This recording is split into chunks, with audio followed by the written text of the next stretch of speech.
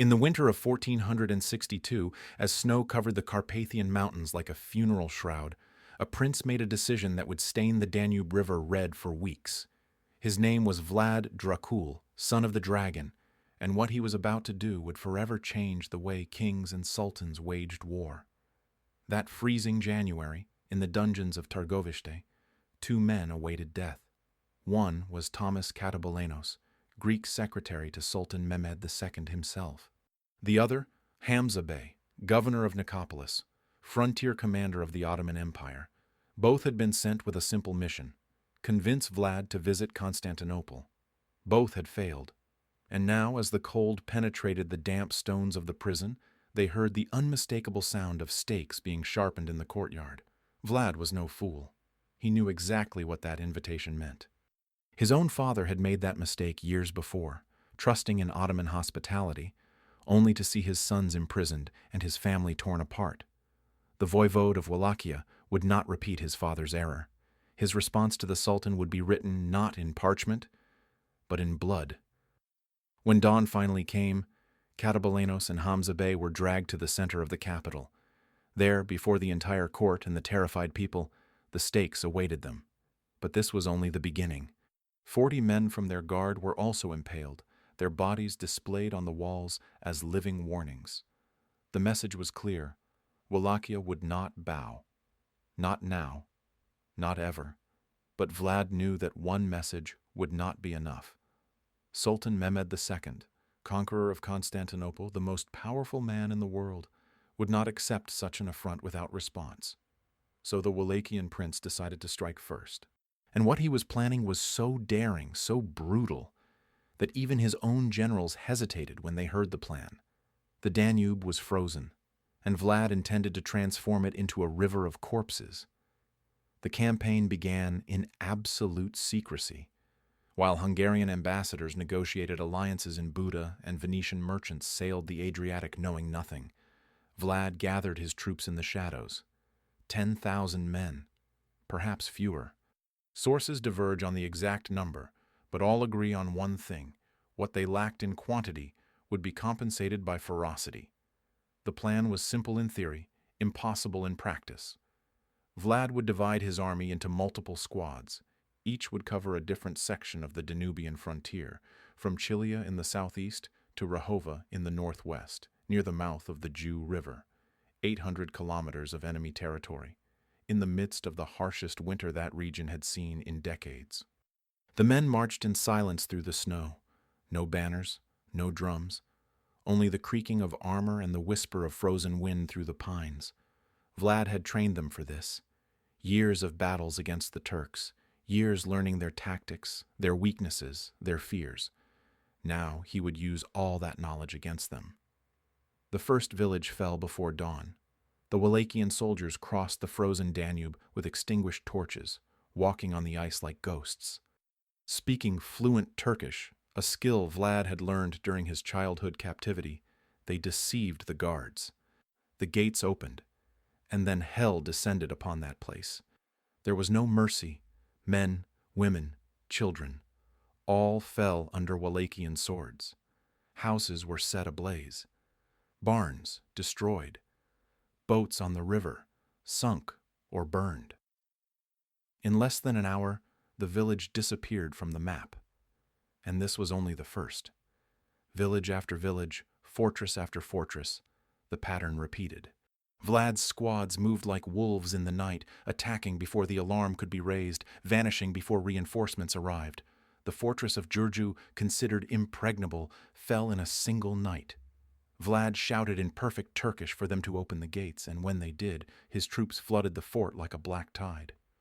What happened next is not recorded in any official Ottoman document. Only in Bulgarian chronicles and survivor accounts do we find fragments. But all agree, no one inside those walls was spared. For 6 weeks, terror swept along the Danube. Entire cities disappeared beneath flames. Orthodox monasteries, Turkish mosques, Bulgarian villages, Venetian trading posts. Nothing was spared. Vlad did not distinguish between Muslim and Christian, between Turk and Slav. All were potential enemies. All would feed the river of blood. In a letter sent to King Matthias Corvinus of Hungary, Vlad meticulously documented his carnage. 23,883 dead. He made sure to write the exact number, but there was a disturbing observation at the end. These are only those whose heads could be counted. I did not include those who were burned alive or killed in ways that prevented separation of the head from the body. Think about that for a moment. 23,000 confirmed dead. And an unknown number, possibly greater, of people carbonized, mutilated beyond recognition, or simply disappeared into the frozen waters of the Danube. Modern historians, analyzing Ottoman and Bulgarian documents from the period, estimate that the actual number of victims may have reached 30,000 in 6 weeks. But Vlad was not satisfied merely with killing. He wanted to destroy the Ottoman capacity to wage war itself. So he ordered the systematic demolition of all infrastructure in the region. Bridges were torn down, roads blocked, barns burned, wells poisoned with corpses. He was creating a death zone, a desert between Wallachia and the Ottoman Empire. In Nicopolis, one of the largest cities in the region, 5,000 people died in a single night. Jews, Christians, pagans. It did not matter. Some Wallachian soldiers, seeing young women among the prisoners, asked Vlad for permission to take them as wives. The voivode's response was recorded by Saxon chroniclers. He ordered that the soldiers and the women be cut to pieces with swords and spears, as if they were chopping cabbage. The medieval world knew brutality. Wars were cruel by nature. But what Vlad was doing went beyond any precedent. He was not simply conquering territory. He was sending a message. And that message would echo through the centuries. The letter arrived in Buda in February of 1462. King Matthias Corvinus, young and ambitious ruler of Hungary, broke the seal and began to read. As his eyes moved across the lines written by Vlad's hand, his expression changed from curiosity to disbelief and finally to something close to horror. Vlad had listed every city, every village, every fortress he had destroyed. Names that Matthias knew, places where Hungarian merchants traded, where ambassadors had visited, where Christians lived in peace under Ottoman rule, all now reduced to ashes.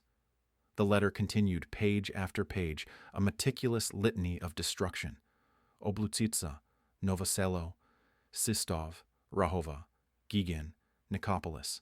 More than 70 names, 70 communities erased from the map. But it was not the extent of the destruction that disturbed Matthias. It was the tone of the letter. Vlad wrote with clinical pride, detailing his atrocities like an accountant reporting profits. I burned all the Bulgarian villages on the Danube's banks, he wrote. I spared not even the infants in their cradles. And then, almost as an afterthought, I did all this in defense of Christendom and the Hungarian crown. The hypocrisy was staggering. Vlad had massacred thousands of Bulgarian Christians, destroyed Orthodox churches, murdered priests and nuns. And now he declared himself defender of the faith. Matthias knew the truth. Vlad was not fighting for God or for Hungary. He fought for revenge. Revenge against the empire that had imprisoned his childhood. Revenge against the Sultan who had executed his father. Revenge against a world that had transformed him into a monster. The Hungarian king made copies of the letter and sent them throughout Europe, Rome, Venice, Milan, Naples. In every court, nobles and cardinals read Vlad's words with a mixture of fascination and revulsion. Some called him a hero, the only Christian prince courageous enough to face the Ottoman Empire. Others called him an incarnate demon, worse than the Turks themselves. But all agreed on one thing. Sultan Mehmed II would not leave this affront unanswered. The conqueror of Constantinople, the man who had toppled the last vestige of the Roman Empire, would not allow a minor Wallachian princeling to mock his power. War was coming, and it would be unlike anything medieval Europe had ever witnessed. In Constantinople, in the golden chambers of Topkapi Palace, Mehmed II crushed the parchment in his hands. His advisors instinctively stepped back. They had seen the Sultan angry before, but never like this. Never with that deadly coldness in his eyes. 23,000, Mehmed murmured, his voice dangerously calm. He dares send me the exact number, as if he were a merchant rendering accounts. The Sultan was only 30 years old, but his eyes seemed to carry centuries of conquest. He had taken the most fortified city in the world at 21. He had transformed the Ottoman Empire into the greatest military power on earth. And now this Wallachian prince, this son of a traitorous vassal, had publicly humiliated his empire. Ambassadors arrived daily with worse news. Bulgarian refugees told stories of entire villages burned. Venetian merchants reported sunken ships, destroyed trade routes. Provincial governors sent desperate letters requesting reinforcements. And in all these messages, one name repeated like a nightmare: Kazaklı Voivoda, the Impaler Prince. Mehmed summoned his divan, the imperial council. "Prepare the army," he ordered. "Not an ordinary army. I want every available janissary, every sipahi, every irregular. I want a force so large it makes the earth tremble beneath our feet." The viziers exchanged nervous glances. Such mobilization had not happened since the siege of Constantinople 9 years earlier. The Sultan intended to crush Wallachia with absolute force, but Mehmed was also a strategist. He knew Vlad would not fight in open field. The Wallachian prince was cunning, trained in guerrilla tactics. So the Sultan ordered the fleet to sail up the Danube, carrying supplies and blocking any escape route. The land army, led by himself, would march directly to Târgoviște, the Wallachian capital. There, Vlad would be forced to fight or surrender. Meanwhile, in Târgoviște, Vlad received his own reports. Spies informed about the Ottoman mobilization: 60,000 regular soldiers, 30,000 irregulars. The largest military force the world had seen in a decade. Against this, Vlad had, at most, 20,000 men. Many advised him to flee to the mountains, to seek asylum in Hungary or Moldavia. Vlad merely smiled, a cold smile that did not reach his eyes, and he ordered them to prepare the stakes. There are documents that history prefers to keep hidden, letters that were never included in official books, accounts that mysteriously disappear from archives. Vlad Tepes' Danubian Campaign is one such case. For centuries, historians debated the veracity of the numbers, the extent of the atrocities, the very possibility of a single man causing such destruction in so little time. But in 1972, at the University of Bucharest, a researcher named Radu Florescu found something extraordinary. In the Romanian state archives, among poorly catalogued medieval documents, there was a copy of Vlad's original letter to Matthias Corvinus. Not a transcription. The authenticated copy, with the voivode's seal still visible in the hardened wax. The letter had 12 pages, and it was far more detailed than any previously published version. Vlad did not merely list the destroyed cities. He described the methods. In one particularly disturbing section, the Wallachian prince explained how his troops had developed a system to maximize the efficiency of mass executions. Groups of prisoners were divided by age and sex. The strongest were killed quickly by decapitation, as they could resist. Women and children were burned alive inside churches and barns, as this saved time and soldiers. Florescu, upon reading these details, realized something that other historians had missed. Vlad was not just waging a war, he was conducting an experiment in psychological terror. Each atrocity was carefully calculated to create maximum impact on the enemy. Villages were not simply burned, they were completely erased, so that refugees would spread stories of terror. Bodies were mutilated in specific ways, sending coded messages to different groups. But there was something more in the letter, a final section that had been removed from all public copies.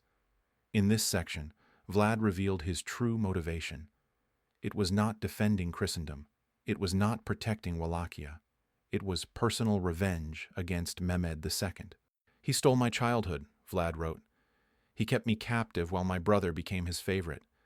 Now I will make him understand what it is to lose everything he loves." The official numbers always seemed impossible. 23,000 dead in 6 weeks, 800 kilometers of devastated territory, 70 settlements destroyed. How could a small army operating in winter cause such destruction? For decades, skeptics argued that Vlad had exaggerated his accomplishments to impress European allies. But in 2003, a team of Bulgarian and Romanian archaeologists began excavations along the Danube. They searched for evidence of Vlad's campaigns, hoping to find perhaps some mass graves, remains of fortifications. What they discovered was far worse. Near the ancient city of Novoselo, now submerged by Danube waters due to a modern dam, divers found something extraordinary: a layer of black sediment, carbon dated between 1450 and 1470. This layer contained human bones in absurd quantity. Thousands of skeletons, many still bearing sword cut marks, some showing evidence of having been burned alive. Forensic analysis revealed disturbing details: infant skulls, elderly remains, skeletons of pregnant women, and at all sites excavated along the river, the same pattern repeated: total destruction. There was no selectivity. There were no survivors left to tell stories. Vlad had implemented what modern military experts would call systematic genocide. Ottoman documents discovered in Istanbul archives confirm the scale of the disaster. Sultan Mehmed sent investigators to catalog the damages. Their reports, not translated into Western languages until the late 20th century, describe ghost villages along the entire frontier. Uncultivated fields, abandoned roads, a deathly silence where once there was life. One particularly shocking account comes from a Venetian merchant named Giacomo de Langucci, who traveled through the region weeks after Vlad's attacks. He wrote to the Most Serene Republic, "I sailed the Danube from Chilia to Giurgiu. In 300 kilometers, I saw not a single living soul, only crows, thousands of crows, feeding on corpses that still lay where they fell." Vlad's true strategic genius only became clear when modern military historians analyzed his tactics decades later. The Wallachian prince was not merely killing enemies. He was implementing the first documented scorched earth campaign in medieval European history, a concept that would only be fully understood centuries later. Every element of the destruction had specific military purpose. By burning barns and fields, Vlad ensured the Ottoman army could not supply itself locally. By destroying bridges and roads, he forced enemy troops to march through difficult terrain. By poisoning wells with corpses, he created health crises that would kill more soldiers than swords. By massacring civilian populations, he eliminated any possibility of local support for the Ottomans.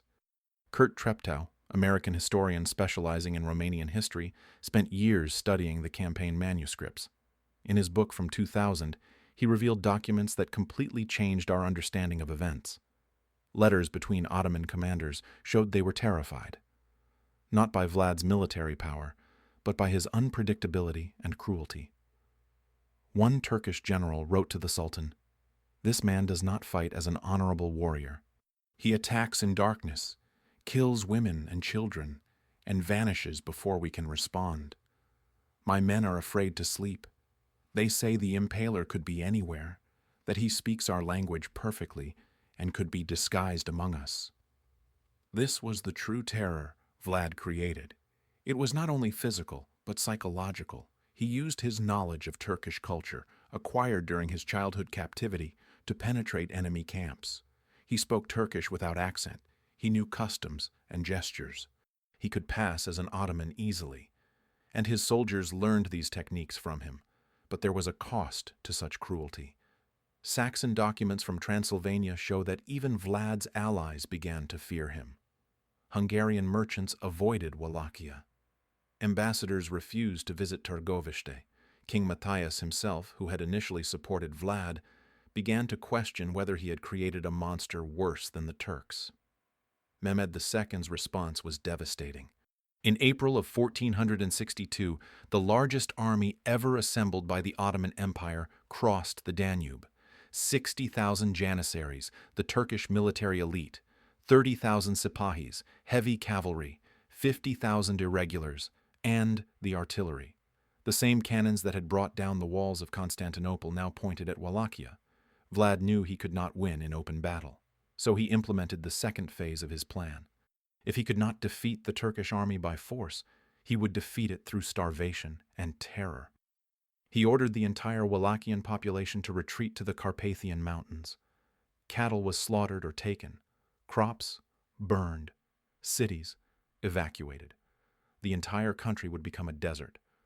When the Ottomans finally entered Wallachian territory, they found nothingness.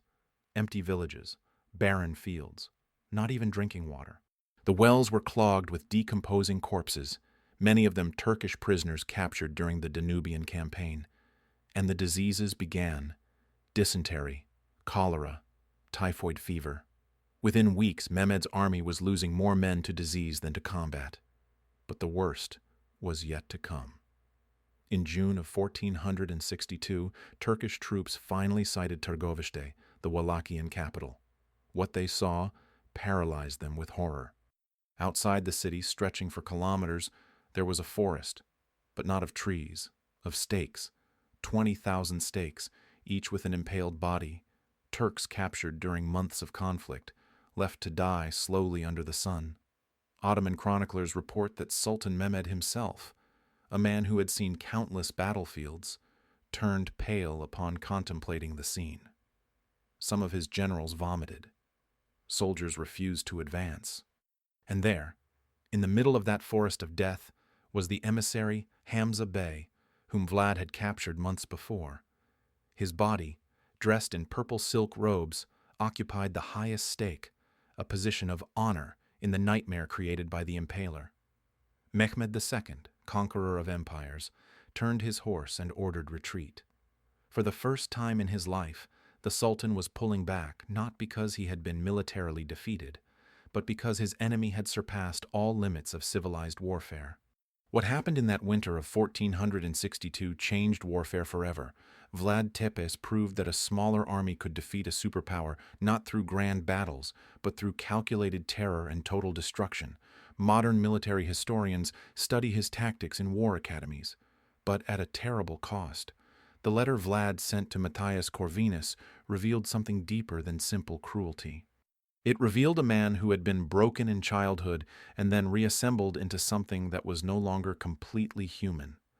A man who learned that the only language empires understand is absolute violence. Archives at Boston University, where historians Radu Florescu and Raymond McNally maintained collections on Vlad, contain letters between the Wallachian prince and his allies. In one of them, written weeks after Mehmed's retreat, Vlad writes something revealing. "They call me a monster, but I am merely the reflection of the world they created. They transformed a boy into a prisoner. I transformed a prisoner into their worst nightmare." The Danubian Campaign cost approximately 30,000 civilian lives, most Bulgarians and Turks, but also Greeks, Armenians, Jews, and even Wallachians whom Vlad considered traitors. It was one of the largest massacres of the 15th century. And everything was carefully documented by the perpetrator himself, as if he wanted to ensure the world would never forget what he was capable of doing. Today, when we look at the cold numbers in history books, 23,883 dead, it is easy to forget that each number represents a person, an interrupted life, a destroyed family, a child who never grew up. But Vlad did not forget. He counted each one. He kept meticulous records, as if each death was a personal revenge against the world that had made him suffer. And when the Ottoman army finally retreated, leaving thousands of its own men dead from disease and despair, Vlad achieved something no other European prince had accomplished, making the Ottoman Empire retreat without winning a single pitched battle. But history never forgives those who go too far, and Vlad's revenge was only beginning. In the next chapter of Lost Legends, we will dive into the Forest of Corpses, where the terror that Vlad implemented on the Danube will reach its most macabre climax. Prepare to discover how 20,000 stakes can change the course of an empire, because sometimes what seems like legend is just the part of history that hasn't been told yet.